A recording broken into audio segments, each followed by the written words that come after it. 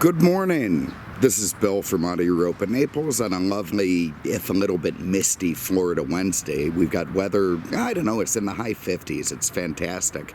Drifting into the 60s. Should get up to 80 today, but otherwise a very nice morning and more cool weather to come. So I am in my zone. This is just terrific weather for me. Very, very chipper about it. We've got 40s next week, which I can't wait. It's so funny in Naples. You know, everybody acclimates here. The guy I used to work for, a big Austrian named Peter, very nice guy. Well, that's debatable. No, it's not debatable. He's a very nice guy. He's just misunderstood. Anyway, Peter, comes from Austria, which I believe is a very cold place. I visited there once, but it was in the summer, so I can't speak to its temperatures.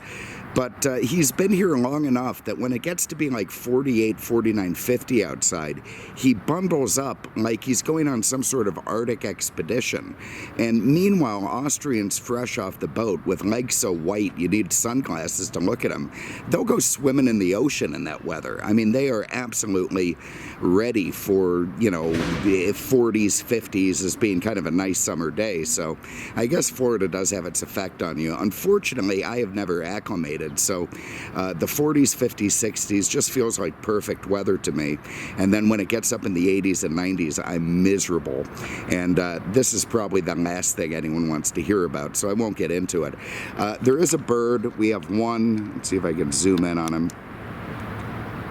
Yeah, there he is, the scout. He's checking me out. He's sharpening his beak. He's, potentially getting ready to call in his friends, but let's hope he doesn't, and will let me go forward with this video. And I'm happy to go forward with this video because I have one of my all-time favorite cars, not necessarily the 211, this generation E-Class, but the Mercedes-Benz Estate Wagons. I think that they have just been, I don't know. I mean, they are chicken soup for my soul. I just love Mercedes-Benz wagons. Always have, always will. And I think every generation is beautiful in its own way. And this W211, made between, when did it come out? Like 2003 through 2009, maybe 02. No, 03 through 09, is one of the better looking ones. I think this was beautifully styled car. I don't think there's any debate about that. I even like the oval headlights that were a bit controversial. You see the big Mercedes star on the hood, fighting the mist. Oh, Lord, there's the Miata. It's out. We've got a big race this weekend, Turkey Trot at Sebring. Big one. Biggest race of the year, truly. There's going to be like 60 or 70 spec Miatas in our class, so it's kind of the racing equivalent of 101 Dalmatians. You're just out there bumping and banging into everybody, which is fantastic. My sister and girlfriend said there's some kind of a holiday tomorrow. I can't remember what it's called, but they say it's marginally important and I should show up for it. I suppose I will, but I'm bringing the truck and the trailer and the car and leaving directly from there to go to Sebring where I can have my own fun. So great weekend ahead. Thrilled to do it. Can't wait to, crash and bump into all my friends. Anyway, back to the estate. So this is a 2009, the final year of the 211 car, the E350 Estate Wagon. It's finished in jade green, as if things couldn't get any better. It's green, which is probably my favorite Mercedes color of all time. I know I'm a bit weird about that, but I'm sure there's other nut jobs out there who agree with me. And by the time 09 rolled around, they had really sorted this car out. It got off to a little bit of a rocky start because Mercedes introduced a bunch of new technology into the first year 211. People didn't like all of it. Some of it was not fantastically well tested to the point that it would last, and they had a ton of complaints. Drove a lot of people to Lexus. But when 06 rolled around, they had sort of incorporated all of this stuff, all of the complaints, and addressed them. And so it wasn't just a cosmetic refresh, which is obviously very common for Mercedes Mercedes to try and keep them on looking current until the next one comes out. But the bulk of the upgrades were mechanical and underneath, and it's partially what made these things such great cars, certainly from the years in the United States of 07, truly 06 to 09, but 07 was the cosmetic refresh as well as the mechanical one, so it got all the goodies. Look at the roofline of this thing. I mean, I think it's a strong argument, a very, very safe argument to say that this is better looking than the sedan. It's less awkward. Not that, you know, the sedan is a very awkward design, but the wagon just flows. The roofline flows beautifully into the back. The whole thing looks raked. Very, very sweet, very cool, and I think just gorgeous to look at. Beautiful lines on this car. You see the big chrome trim down the sides, those new wheels for the second gen 211. Good looking brake lights. You see the 4MATIC badge in the back. That's the all-wheel drive system. Has a rear wiper, has a big giant LED taillight up there at the top under a little suggestion of a spoiler. It's just a terrific looking car, and I love it, and I would drive it. You know, I mean, the E-Class is sort of a Goldilocks car. It's just not too big, not too small, fits very neatly into the Mercedes lineup, probably their most popular selling sedan. You know, it is nice, but when you get into the wagon form, it takes on to a life of its own. It becomes more than just an E-Class sedan, and something a little bit more luxurious in my mind, a little bit more highbrow, and certainly very lovely to look at. I mean, I see this thing and I think, you know, God, it's, you know, for the guy who has a 20-acre Connecticut estate where he breeds champion Weimarimers or something. I mean, it just has that look to it. It whispers wealth, and that's the beautiful thing about Mercedes-Benz Estate Wagons. In Europe, they're all over the place. This is the European SUV. Maybe not anymore, but certainly back then. Now they're probably getting into the big, ridiculous things that we have. But for a very long time, this car is what you owned if you had a country estate. Anyway, let's just get into it. We're going to start in the hatch. This generation brought about the power hatch, the power liftgate, which was nice. Another thing I like is the power cargo cover. You see that going up at the same time. Very, very neat feature and gives you access to your cargo. This one does have the third row seating. You see those seat belts tucked in there. Here's the headrests and the seat. So just like the old wagons, the old American iron like that one over there, this does have a backward-facing seat that you could fit a couple of kids in, even adults. They'll probably be miserable, but you fit them back there and they'll be safe. And that is a neat experience that you just don't get in any of these big, ridiculous crossovers and SUVs today. That's just cool stuff. You can look out the back window as you're going down the road, get car sick, possibly throw up, but at a minimum, make filthy hand gestures to the guy driving the car behind you. This does have a Harman Kardon premium audio, so you see a big subwoofer back here. This is surely the seat bottom. There it is. Underneath that, you got a nice place to store Mac 10s or, you know, pistol-sized AKs, so you can get your weapon storage in here pretty greatly. And anyway, everything lovely back there. I do like that this still has the, can I pull this down? Probably. I don't know if it's going to like it, but I'll do it. Retract it. There you can see on the back of the seat is that dual prong thing. So it's the cargo cover, and it's got the anti-child net, which you can remove and put, you know, retract back into that box. I like it deployed. I use it all the time. For no good reason at all. I just put it up there. But if you have kids and you stuff them back here with or without the seats up, you know, I mean, they can paw at this thing. They can try to dig their way through it, but no way. That is some really tough material.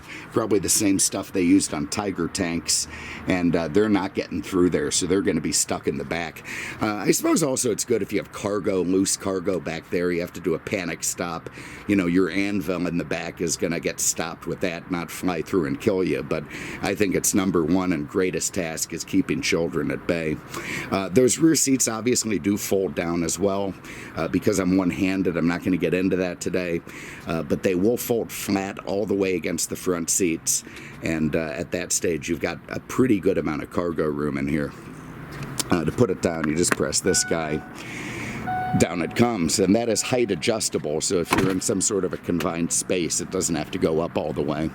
You got roof rails, family truckster style, if you want to put some cargo on top. That's just fantastic.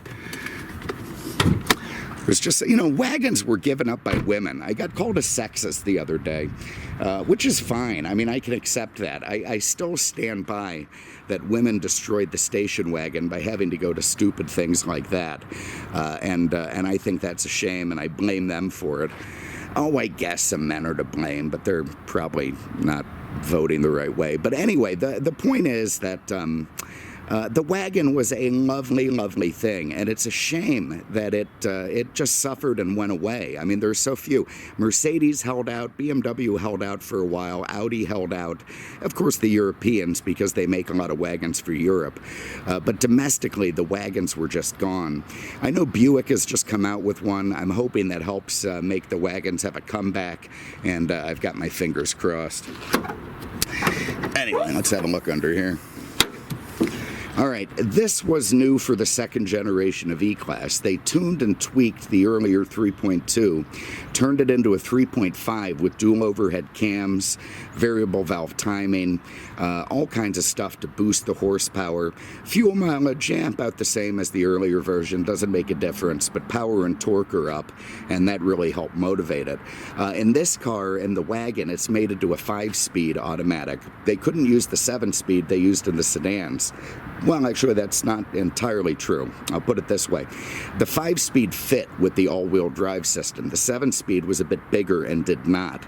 So your all-wheel drive sedans and wagons had to use the 5-speed, which to me is just fine because that was one of the most tried and true and bulletproof Mercedes transmissions made, the 5-tronic or whatever the hell it is.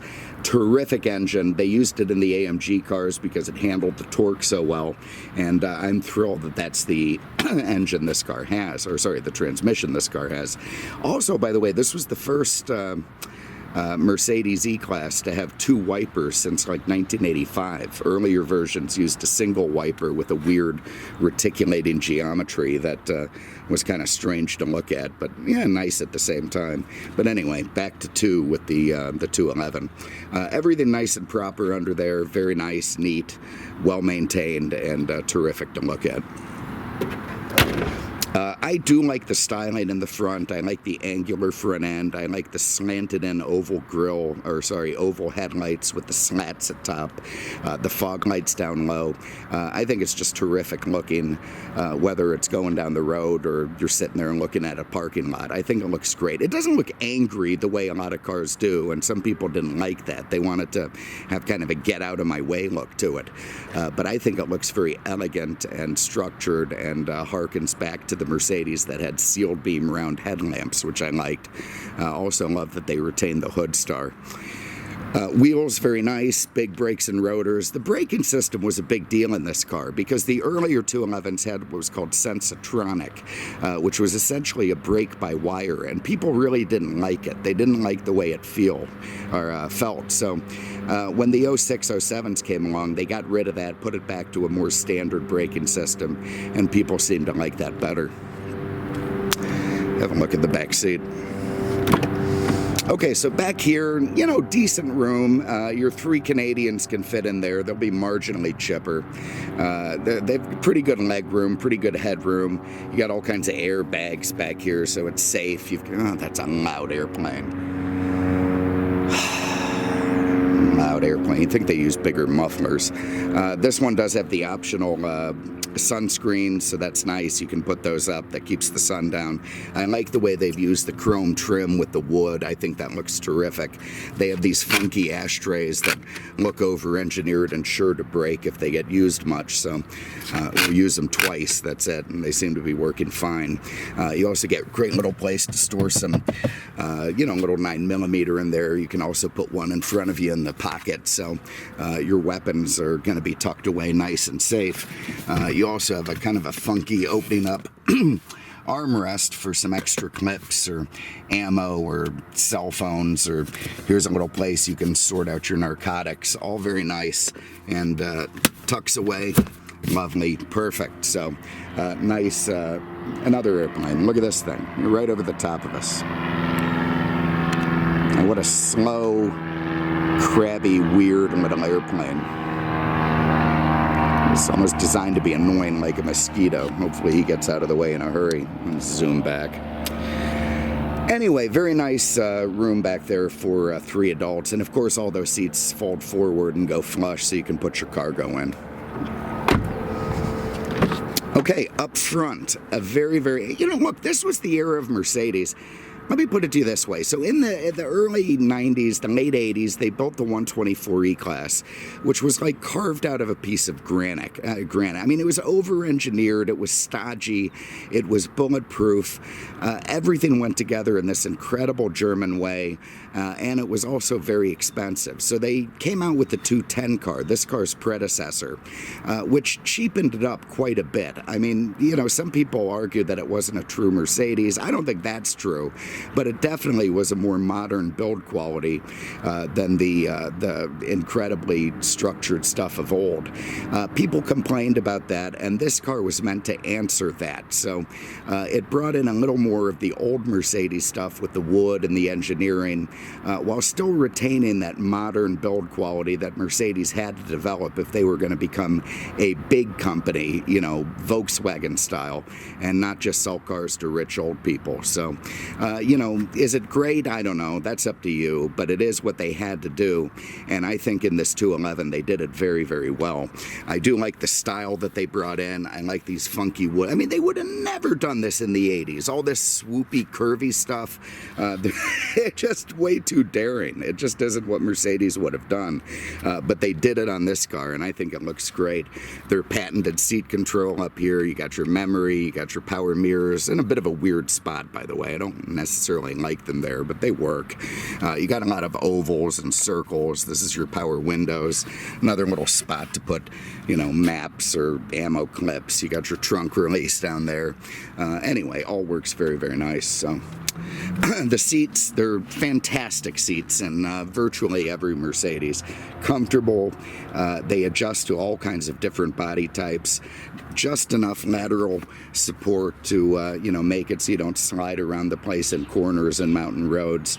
And terrific. They also have weird little storage things up front. That's a fantastic place to put hand grenades or any form of, handgun or maybe even a medical kit or, I don't know, whatever it is you need, you can stuff in there, and it's going to be kind of hidden. The state trooper might not even find it.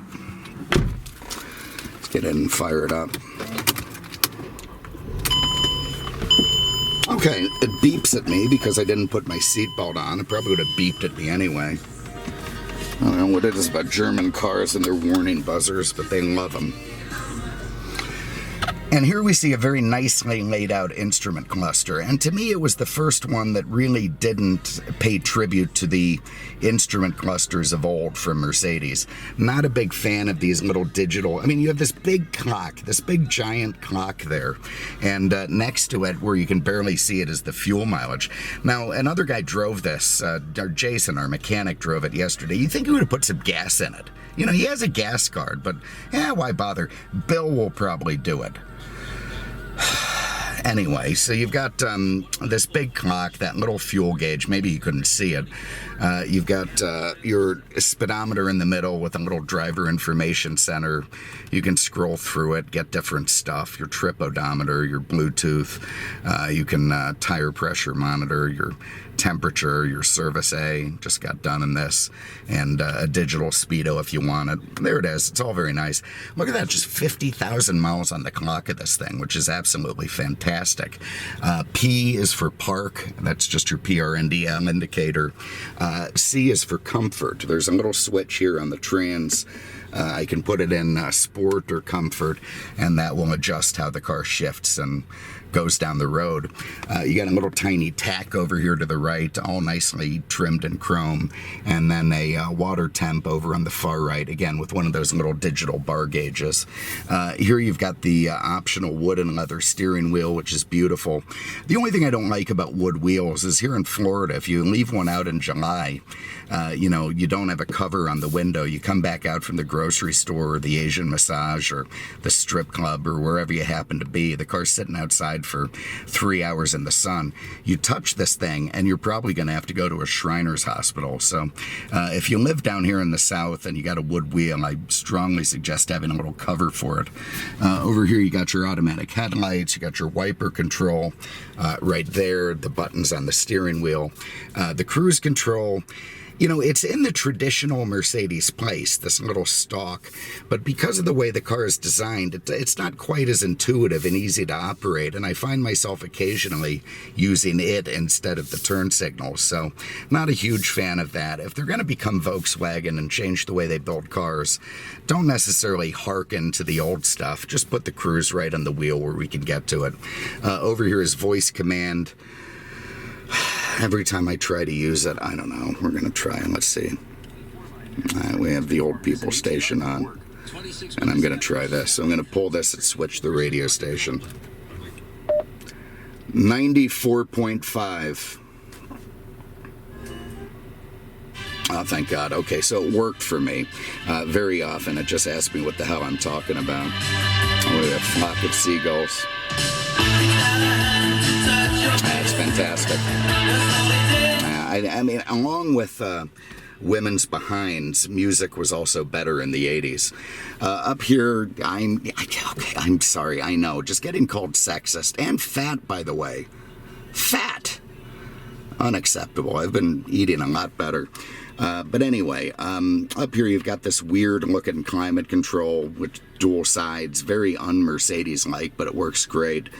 You can, you know, turn it on, get some cold air, some warm air, whatever it is you need. This was the updated command unit for 2009, which is nice, much better than the earlier versions. Has an in-dash six-disc changer, little memory card spot. Instead of a big joystick thing down here like BMW, you just have these little buttons and arrows, which all work fine. So you get into your navigation, lovely. Get into your audio stuff.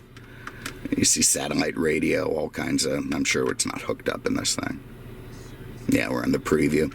Get into your Bluetooth phone, very nice. You can watch videos when you're in park and change system settings, and yeah, it all works very good. I like the direct access. I like the true volume knob. The tuning, it's fine. But it's a great radio all in all. Down here you've got your heated seats. Let's get a little bit of that going. This tells you your passenger airbag is off. If you have someone light over there, just lock and unlock. Electronic stability program, Mercedes-Benz traction control. You know, this thing with the 4MATIC and the traction control, you know, you're going to need some kind of nuclear bomb to get it off the road. It's just not going to happen. Over here, your other heated seat. You've got an ashtray that isn't an ashtray. If you try using it, you're going to melt stuff. You got a very nice, you know, leather and wood shifter. It's gated in the traditional Mercedes style, but you can't see it. It's underneath the leather, which I think is a little bit weird. And we're popping off our trim pieces. Famously, these things come off. I often see them at the sale or coming in on trade without them. Thank God it fell off for me, and I can stick it back up there and get it epoxied back on. They're very hard to track down, those things. Here is a very traditional Mercedes-style wooden roller with the segmented wood. This broke in every early E-Class there was. Very hard to keep it together. Looks like they got the engineering a little bit better because I've never seen one break in this car, but anyway, works nice. Actual cup holders, something you didn't get from a Mercedes in the past. And then a Mercedes M brace. It's like their OnStar. That I button is information. The wrench is service. That works in tandem with that to get you where you need to go. And I guess these things can come out. Nice. You can discard them and then just use that for weapons or drug storage. Over here you got a neat little place that you can store more narcotics in or, you know, change. You got an ashtray with a set of books. There's your iPod or auxiliary connector. All very nice. Up here you've got a self-dimming mirror with home link. You've got all your light controls. This thing has all kinds of weird ambient lighting. Something out of the Starship Enterprise there. And of course a big nice glass sunroof. So anyway, let's go for a spin. I was also called long-winded. That's probably true. I'm going to have to cop to that. Okay, so here's what I like about these 4MATIC wagons, is they don't drive as light and nimble as the traditional two-wheel drive E-Class, but not in a bad way. They feel heavy. They feel more luxurious, almost like an S. You can just feel the engineering in them. You know, I don't think the 4MATIC adds that much weight, but for some reason, it just makes the car feel more substantial to me. Let's get a little bit of defrost going. Sounds like a 747 taking off. Let's stop that for a minute. But anyway, going down the road, you know, the feel from the steering wheel, which is rack and pinion now in this year, not recirculating ball, but it feels kind of heavy like the old recirculating ball, which is weird. You would think it would feel a lot lighter. But it's nice. It's a nice thick feeling in your hands. You know, the throttle is still pretty tough. You know, Mercedes-Benz has always had really firm throttles for no really good reason that I can think of. And, you know, it lightened a little bit in a car like this, but it's still, you really got to push that thing to get it to move. And you hammer it, you hit kind of a switch that downshifts you. This is not a speed demon, this thing. I mean, it is, you know, it's quick enough. It gets down the road quick enough, but it's not going to throw you back in your seat. It's, you know, it's just very conservative, very, let's nail it. Oh, we're in comfort, too. There's a nice downshift. That 5 just performs so beautifully. It's one of the best transmissions they ever made. But anyway, I feel very elegant in this car. You know, again, I'm heading to my country estate. I've got, you know, 2 show dogs in the back who aren't going to bite me, but they might bite some kids because I've trained them to. And, you know, everything's just lovely. I can't wait to get there, maybe put on some sort of waders and do bass fishing and, you know, drink a nice glass of Chardonnay or brandy or something. And that's just what you feel in one of these big Mercedes estates. They feel elegant, lovely, and nice. This thing, what a terrific car. 09 E350 4MATIC wagon, jade green metallic over Java leather. Just an absolute beauty, 50,000 miles. I robbed this off the lot. I bought this the other day. It was a trade-in. I don't remember where at all. It doesn't really matter anyway. It was expensive as hell, but I had to have it. I fought a bunch of guys for it. I didn't care. This is just something that had to go in the stable for a little while. Hopefully we can make something on it, but either way, whatever. At least I get to drive it a little bit and love on it. So 09 E350 4MATIC wagon, jade green over Java, beautiful no-story 2-owner car with 50,000 miles. I'm in love with this thing. In love with it. Another wagon I love. Anyway, I got to part with him. We'll be back with something probably after Thanksgiving. Hopefully I won't be showing you video of a totaled Miata, but you never know. We'll see. Trying out a new suspension. If you're interested in this car, you can see it on our site at aenaples.com or give Marty a call, 239-298-8000, and he'll be happy to tell you about it. Thank you very much for having a look. We really appreciate it, and we'll see you with the next one. Take care.